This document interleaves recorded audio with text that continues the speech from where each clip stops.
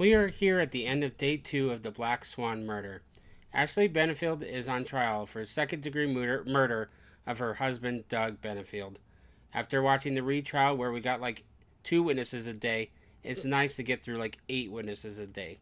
Sorry I didn't get a chance yesterday to go over the first day, but I am going to go over both days today. Welcome to the Roundup, True Crime with Mike. Here I give you an update to current cases so you can quickly catch up on today's or this week's happenings on some public cases. Let's start with the opening arguments from the state. Nancy decided she wanted to be a single mother, and she did not want the father of this child to have any visitation, her husband. And everything she did from that point on was to attain that goal. And she would stop at nothing to attain that goal. She tried several things in the system that you'll hear. The courts, law enforcement, Department of Children and Families, no one got on her side. And at the end, when there was no other option, she shoots him and kills him and claims self-defense. Now, the state's case is that Ashely was never afraid for her life, but that she looked for an opportunity like this and that she was worried about losing some of her rights in a child custody dispute, so she shot her husband. Now let's listen to the start of the defense's opening. This is Douglas Benefield. He was 58 when Ashely Benefield was forced to shoot him. Can I see the second picture, please? I want you to note how he's built for a 58-year-old man. Now, despite being raised by a family who taught me that it was ill to speak about the dead in an unflattering sense, I'm going to have some strong words about Douglas Benefield, the alleged victim in this case. I say alleged victim because he was anything but that. The evidence is going to show that Douglas Benefield was a very disturbed man. Of that, I assure you, you'll have no doubt when the case is over. 30 years older than Ashely, he was obsessed with her, and he successfully portrayed himself as everything he was not in an effort to win her hand in marriage. Despite promoting himself as a religious, honorable, and decent human being, Doug Benefield was a manipulative, cunning, and abusive man who absolutely insisted on control. Among other things, you're going to learn during this trial that over the course of this 4-year relationship, Douglas Benefield did the following. He fired a handgun into the ceiling of their kitchen on an occasion to stop Ashely from talking. He threw a loaded gun at Ashely.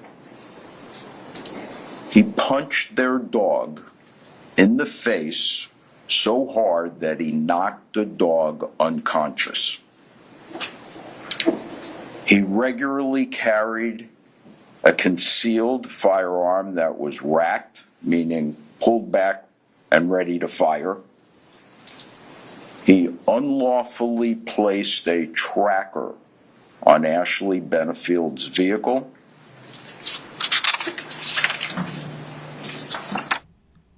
The defense doesn't deny that Ashely shot her husband Doug, but rather that he had been abusive in the past, and then as they were packing to move, he attacked her and Ashely shot Doug. The defense describes Doug with his bad events in the past that were troubling in the relationship, as you heard. In this case, there is no dispute of the events of the shooting on September 27, 2020. Ashely's mom and her daughter were planning on moving into the grandmother's home after her grandmother passed away and that they were packing up. Ashely's mom took the 2-year-old to the park and was leaving as Doug came over to help pack. As they were packing, they moved into the bedroom, and in that room, Ashely shot Doug. Ashely then went to the neighbor's house where the neighbor called 911. The sheriff department came over and investigated the crime. On day 1, we had 8 witnesses. The first was Doug's cousin Tommy. He discussed how Doug and Ashely met. The next witness up was Doug's daughter Eva. She was Doug's daughter from a previous marriage. She described how it came as a shock that Doug and Ashely were dating, but she was happy for him. However, she was very upset that they got married after only dating for like 13 days. Ava described how Ashely tried to be a bit controlling. She said she never saw Doug and Ashely arguing. However, on cross-examination, she talked about 2 incidents that she couldn't give all the details about. First, she described a hole in the ceiling that was the size of a bullet, and then she described a hole in a wall that was the size of a fist. The next witness was John Sant, who was the neighbor that Ashely went to after the shooting. He says that she came over and was a bit hysterical and that she had said she had shot her husband. We hear the 911 call through him since he called it in. He also describes the gun that she brought over. The next 4 witnesses were the officers who came over to investigate. The big takeaway from them was that one of them took pictures of Ashely, and the only real damage she had was some scratches on her abdomen. The last witness, who was a crime scene tech, said she discovered several loaded guns in the house, and that at least there was 1 shot from Ashely that missed, and where it went in the house. Day 2 was kind of a chess match about stuff that both sides wanted to get in or keep out. In the middle, the judge addressed a quip from defense attorney Taylor. He said that there are decisions that you don't agree with me on, and you can take them up with the appeals court, but snide comments are unprofessional. The first witness was Ashely's mother. She described how Ashely had her concealed carry permit, had several guns, and they went to the range together. They had planned to move to Maryland together with the daughter. Next up was Barbara Russell, who was a psychologist and friend of Ashely. She said that Ashely had never talked to her about the shooting and that she had described a head wound Ashely had. Then came Doug's attorney, Stephanie Murphy. Stephanie handled Doug's end of the divorce proceedings and custody issue agreements that Doug and Ashely had. The reason that things got heated is that Stephanie said that Doug never had any issues, but in a deposition for the other case, Doug testified to several things like hitting the dog and shooting into the ceiling. However, this was not allowed in, and the defense attorney said Stephanie was lying. The next witness was Detective Chris Golem. The big point of this witness was that Ashely filed an injunction against Doug, and that she kept asking when Doug would be arrested for violating that order. He said that she called over 30 times. Chris said that he thought Ashely was just manipulating the system. Next up was Dr. Brad Broder.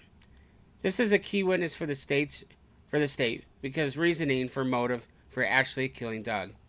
As part of the work for the proceedings about custody issues, Broder wrote a report about Doug and Ashely. It was a psychology evaluation. This state is arguing that this report, which was supposed to be released 3 days later on the 30th, would cause Ashely to lose some of her custody rights.